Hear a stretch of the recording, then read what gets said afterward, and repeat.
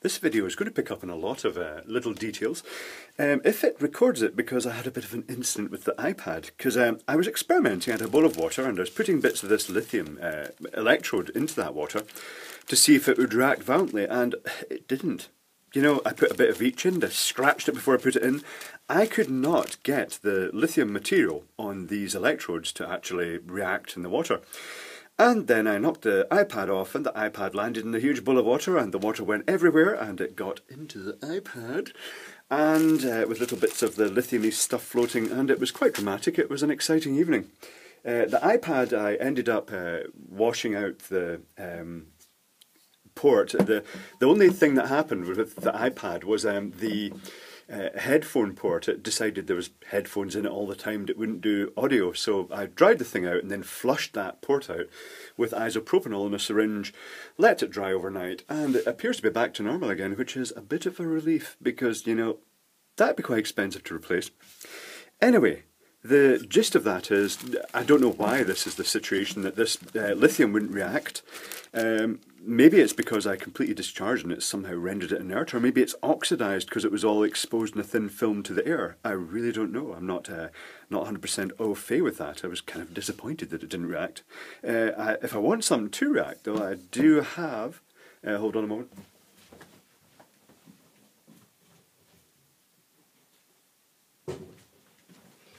I do have my secret stash, well wrapped, of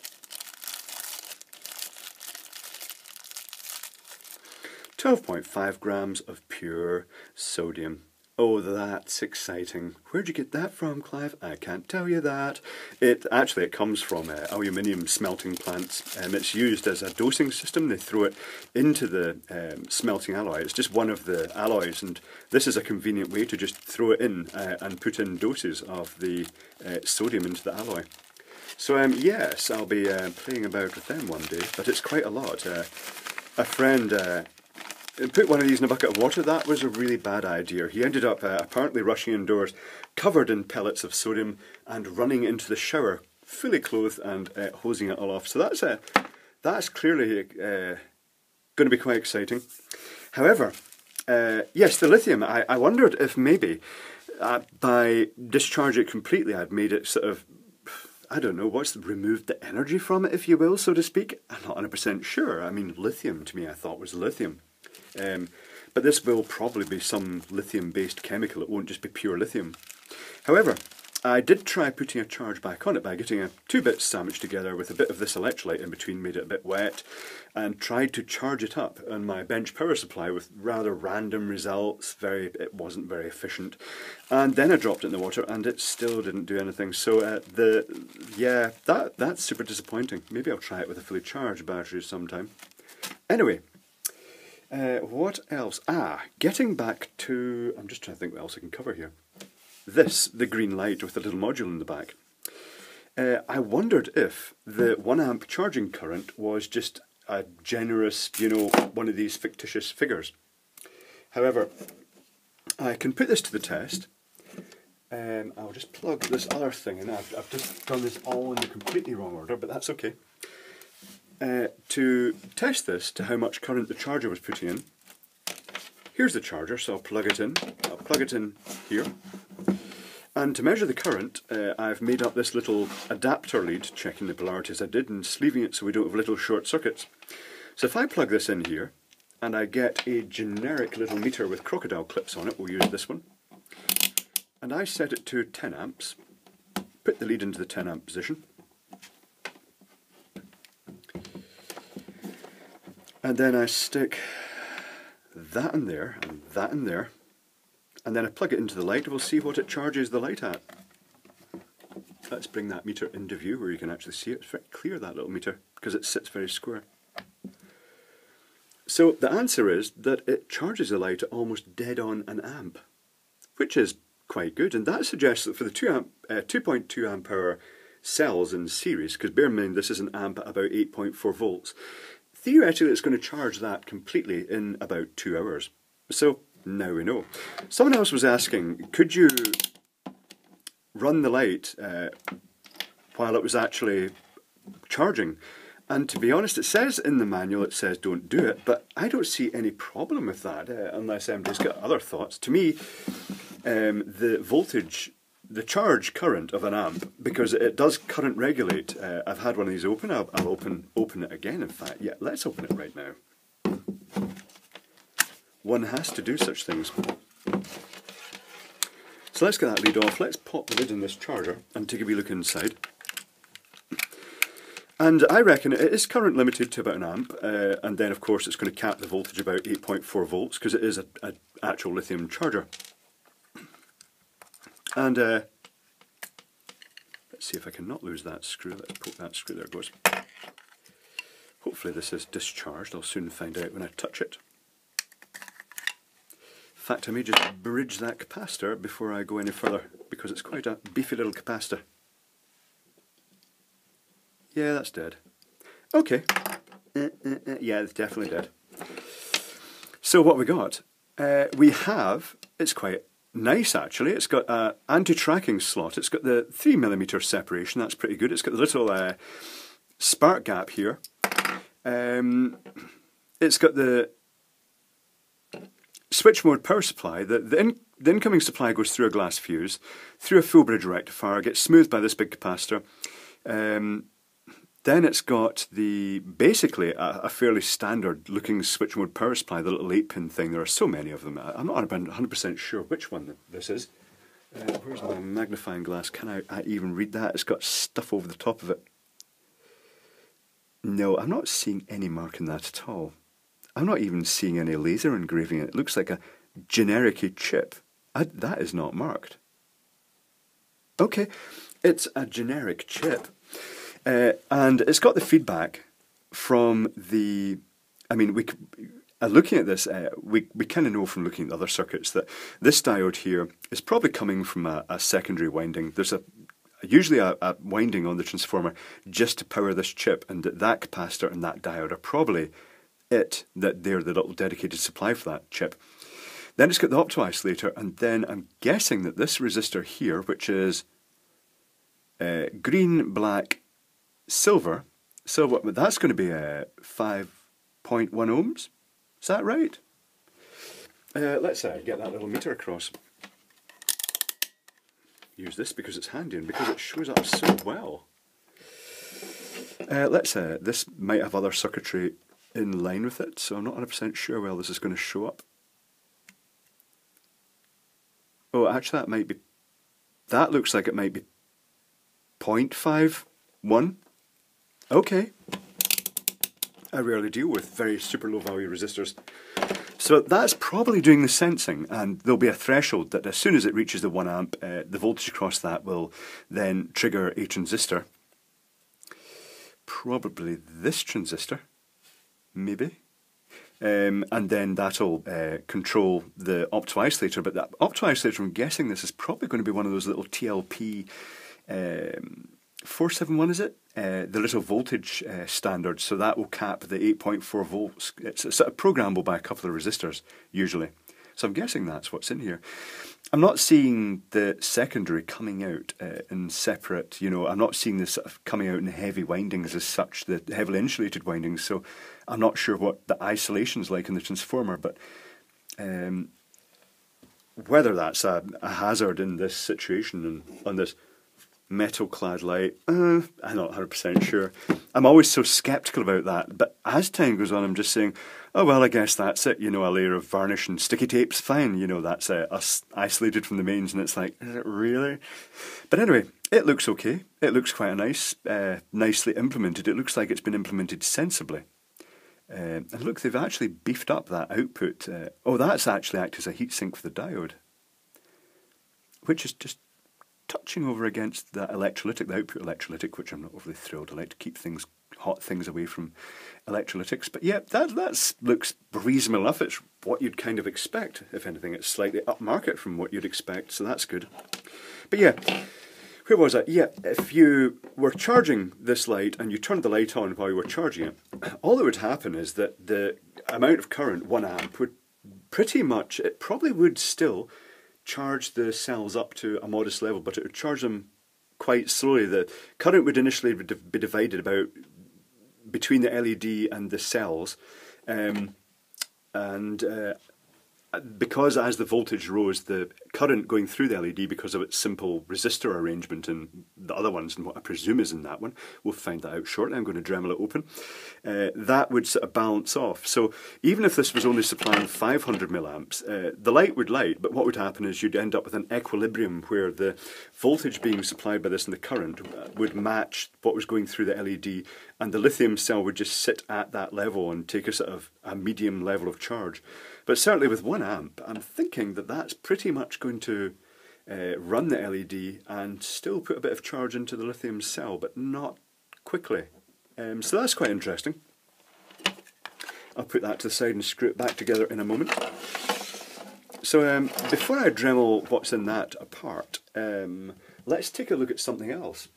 And it's this little light. Now, I featured this little light that I got cheap off eBay and discovered it's got a 10 watt LED, the one with all the chips in series, and the power supply that matches that. It actually runs it at 10 watts. I mean, it measured at 8 watts, so it's just given tolerance. That's fine. I thought, so how hot is this going to get? And so I've run it for most of the day, and it's hand warm.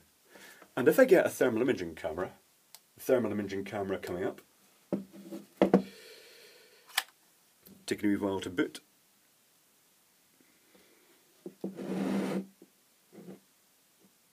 Right, you guys going to see this? It's showing as about 52 degrees centigrade. And that, to me, in an ambient temperature, the ambient temperature in here is about 17 degrees centigrade. That's very good. That's totally acceptable for an LED operating temperature. So everything about this little thing is checking out okay. This has so much potential, you know. I could see, I tried fitting an 18650 and I thought, could you put a cell in that? But the answer is it doesn't quite fit. You could maybe do it with other packs though. But it's so hackable. You could either use it as it is, as the 8 watt LED if you wanted lower output. You could put in one of the little 3x3 LEDs that operates at 9 to 12 volts. You could stick one of these little power supplies, these little lighting power supplies in place of the existing 10 watt power supply. You could put a 3 watt LED in the back. You could run it actually off some small nickel metal hydride cells. You could do lots of things. You could actually use it to house circuit boards, or even you could put cameras and infrared LEDs in this. It's got a lot of uses. This as a case, it's just a really neat little light. It's very good, but it's nice. It puts out a good amount of light, which you're not going to see too much in this video because, well, let's turn out these lights. It puts out a modest amount of light. Bear in mind those two were two 20 watt lights, and this is the warm white, and I've locked the colour temperature, so you're actually seeing it as that golden colour it puts out, while the other ones are that cold white. But yep, it's an impressive little light. So I'll just put that over here again. It's currently lighting the underside of the bench quite impressively. It's very good. It's very good as a full light. This is a very rambly video. Oh, you guys will also notice that I put up the Patreon link because I've opened a Patreon account. I'd like to stress that this isn't because I want to get rich quick or anything like that.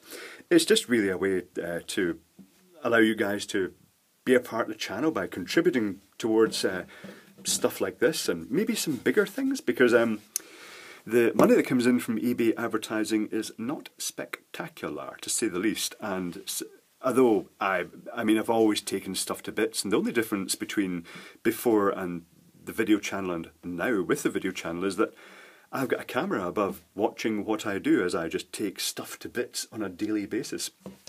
And the Patreon thing, I've noticed that some of you guys have already donated, quite a few of you donated money already. I really think it's better, just $1 or $2 is absolutely fine. Some of you have donated $10 and $5, and I'm going like, oh guys, steady on. Although I appreciate that, really just $1 or $2 is absolutely fine, because if enough of you do it, it all adds up and we end up being able to afford bigger toys, like for instance LED disco lights from China, because that's next in the shopping list. Big, the moving yoke ones, but cheap ones, so we can marvel at just how they're made. So let's get this thing open and take a look at this module now, because I have the Dremel at the ready, ready to pop this module open. So let's get the module out of here first. And this is the module that I'm very suspicious is just a 1 ohm resistor.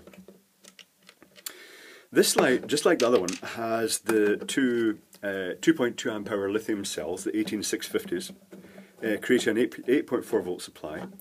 It's got the unusual LED that I've already said, well, that was there, that's scraping, it wasn't me farting, by the way. I've already said that I don't think you'd find a replacement for that, but look what I found today from Shure Display. It's a 5 watt LED with 4 chips, and they're clearly wired 2 by 2, because if you look at the data for it, where is it? It says the voltage is typically about 6 or 7 volts. And that means that there are 2 chips in series. So yes, you can get new chips for this that would fit directly in, although I would say you might want to increase the resistance value. If this one is the 1 ohm, as we're about to find out when I open this little module here, where's the snips? Mysterious module. Let's crack this off. Right, I've got 2 wires going in here. There might be electronics. Or maybe they're just pretending it's going to be electronically active. I'm going to do away with it anyway. I'm going to put a resistor in. I quite like the resistor. I know you guys were saying, oh, to be honest, the switch mode power supply is more efficient. Yes, it probably is. The resistor is losing a bit of energy as heat at the beginning, which is it's not a great deal. It's not a huge amount of energy. But what I like about the resistor is that when you turn this on at the beginning, then it starts off very bright because the lithium cell voltage is high. I put this bit of foam in the back, by the way, of if you see this foam, it's just to hold the cells in, because after I'd ripped them all to bits, all I could find to wrap around them was Captain tape, and then I didn't bother sticking them back in because I had a strong feeling they were going to come out again. Oh, there's another thing. Some of you said maybe you could fit 6 in here. You could, but you'd have to remove the switch and the charging connector. It really will only take 4 comfortably before you start having to move stuff about.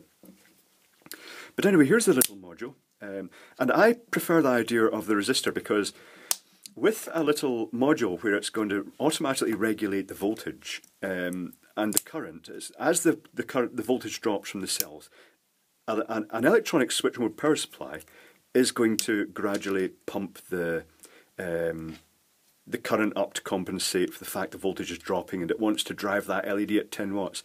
And the result of that is that the LED would potentially, should I say, not the LED, but the lithium cells, I'm so distracted taking this to bits, the lithium cells would run down a lot faster. With the resistor, as the cell voltage goes down, the LED gets dimmer, but you end up with a much longer run time, which is good, because really, when it comes to work lights, you want long run time. And also, if you start in the night with it at full intensity, as it drops off, you're probably not really going to notice it's dropping off too much until it's gone right down to the sort of very bottom, the point it's about to cut off.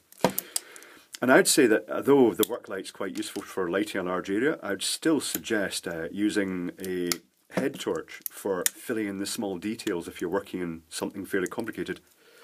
So let's crack this open. We love opening stuff.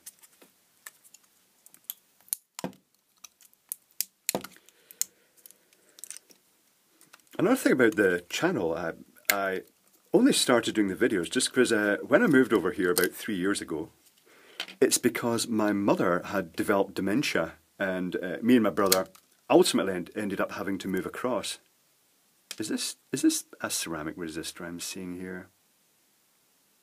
Looks like it.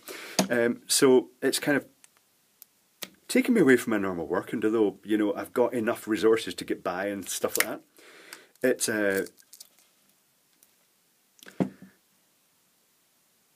yeah, that looks like a resistor in there.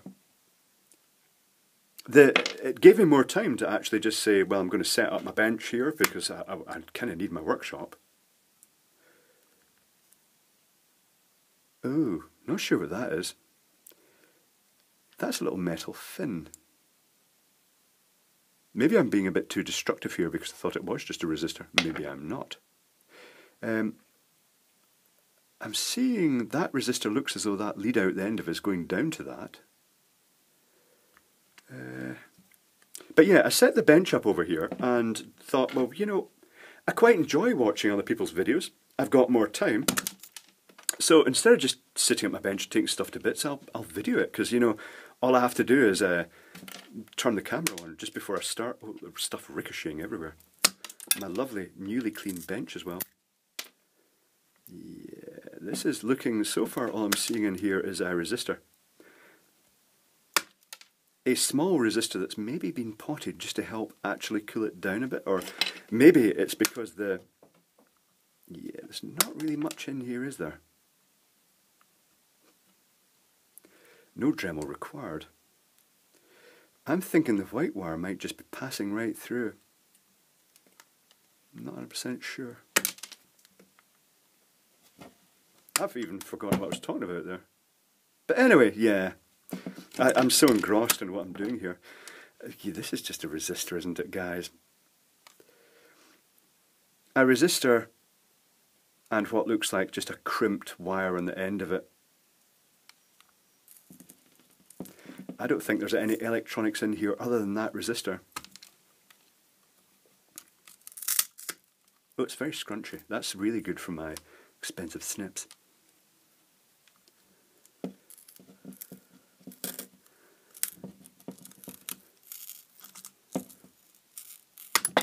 Oop.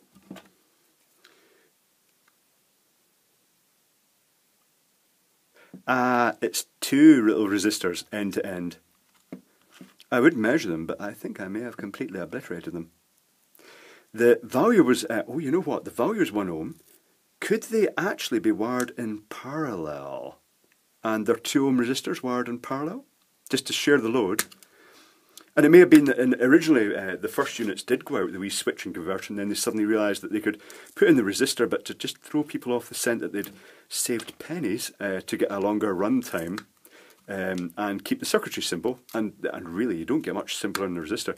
That does look like 2 resistors in parallel. Am I going to be able to read anything off these without actually just destroying all the ceramic? There is text in there, but it's very, very faint. I would guess it would be in the region of about, given that it measured about 1 ohm across that little module, I'd guess that these are going to be 2.2 ohm resistors or something like that.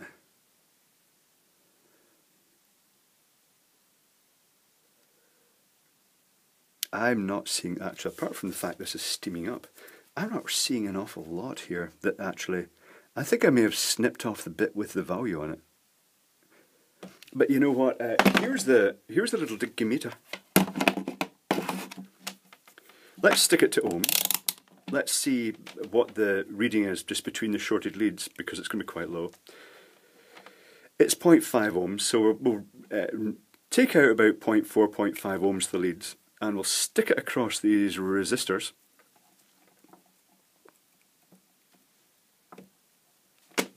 And yeah, 1.2 minus that 0.4, 0.5, they might just be a bit under. They might be 1.8 ohm. 2 in parallel comes to mind. Yeah, to give that value. Hold on, let me just do a little bit of maths here. 1.2 minus, what was that, 0.4, say, let's be generous, 0.8 times 2 equals 1.6 ohms. 2 1.6 ohms in parallel, does that sound about right? Oh, you know, what am I doing? What am I doing? Let's split them and see what each resistor is. That's a sensible thing to do. This video really has turned a bit rambly. Sorry about that.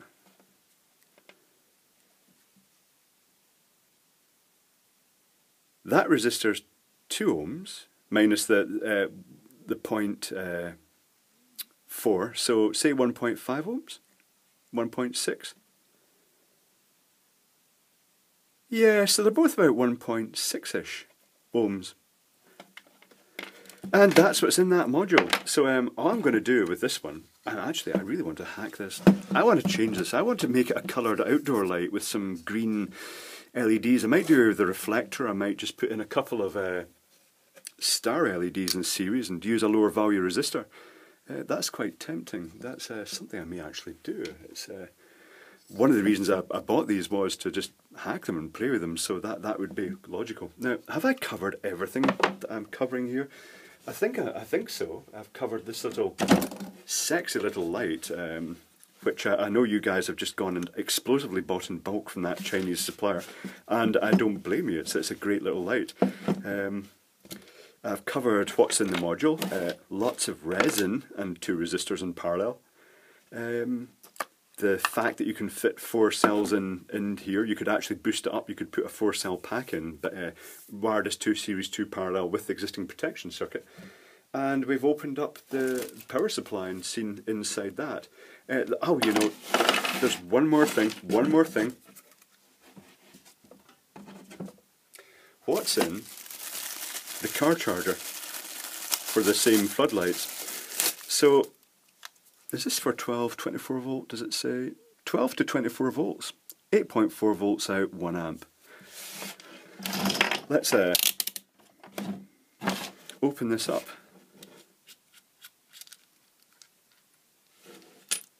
Fuse, the little pip, the little, oh that's actually just popped off. That's a little retaining ring that usually holds this together.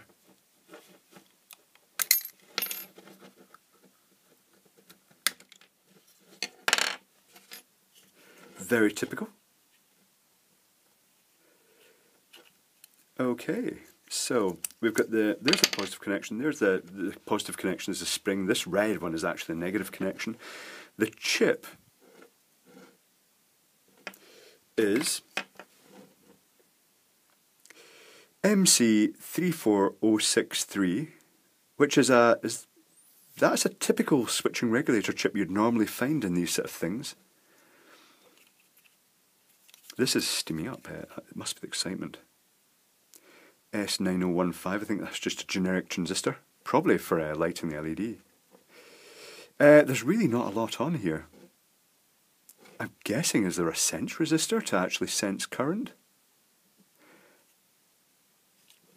There's a very low value green, blue, gold resistor there, which is probably being used as a sense resistor. Nothing in the back. It's very, very empty. I wonder if it limits the charge current to about 1 amp 2.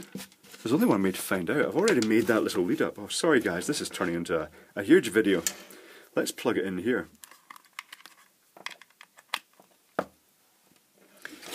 And charge the cells in there, keeping these wires apart now since they're just at 8.4 volts. And let's get my bench power supply and stick it up to about 12 volts. Someone was asking what bench power supply I use. The one I'm using at the moment is a very slim switch mode one from Maplin in the UK. So I'm turning this up to about 12 volts, which it's got its pros and cons. It's okay. It's got rotary encoders, but they set the value digitally, but then it gets converted to analog. So it's not like you can turn it 1 digit at a time. It's when you turn it 1 step, you end up with a voltage step that is most certainly not 1 step. So let's put the little meter to the 10 amp setting again, and we'll stick it in series, and we'll see if the car charger charges at 1 amp. So here's the leads. We're going from there to there.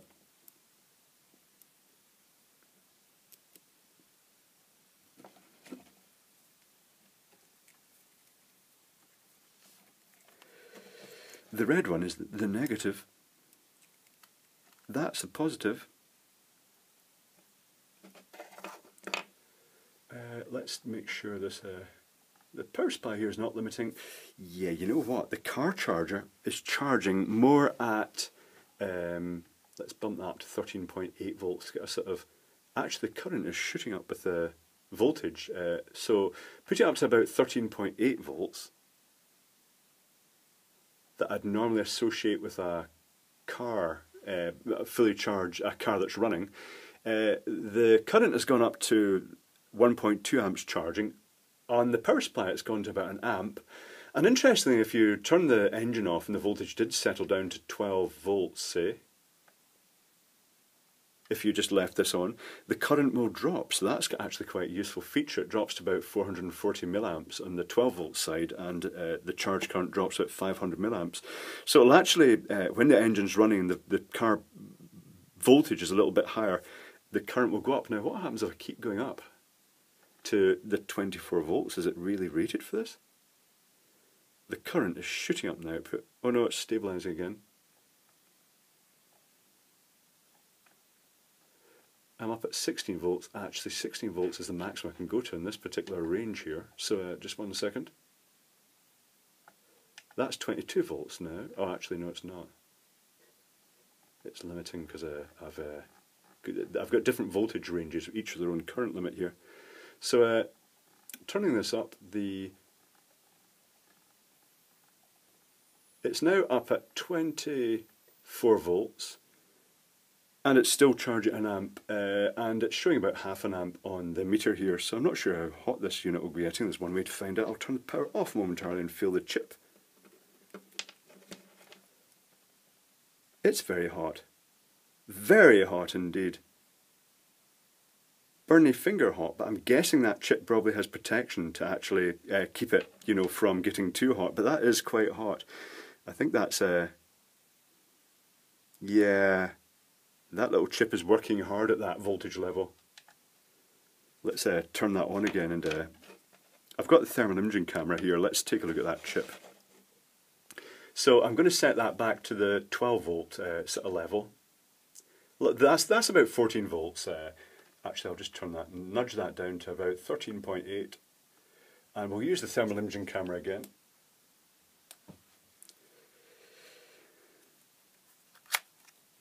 This is an E4 thermal imaging camera. Two components getting hot, the sense resistor. The sense resistor is currently running at 103 degrees centigrade. The chip is currently running at 112 degrees centigrade. Not sure I'm overly thrilled about that. That's up to 116 degrees centigrade. That little chip gets hot. It will have thermal protection built in, but yeah, it's being driven quite hard. 118 degrees centigrade, 19. Yeah, not overly keen on that. But yeah, this one, the switchboard power supply didn't seem to get too hot. It got notably warm, like you'd expect a power supply to do. But yeah, so given the choice, actually I think I prefer the mains charging one, but I suppose this one, it's going to work. You know, the chip is probably designed for that task, so it is going to get, you know, it's going to run hot, it's just how it's designed. But yeah, interesting. I think that wraps this video up. I don't think there's much else. I don't want it to go on any longer. It's huge.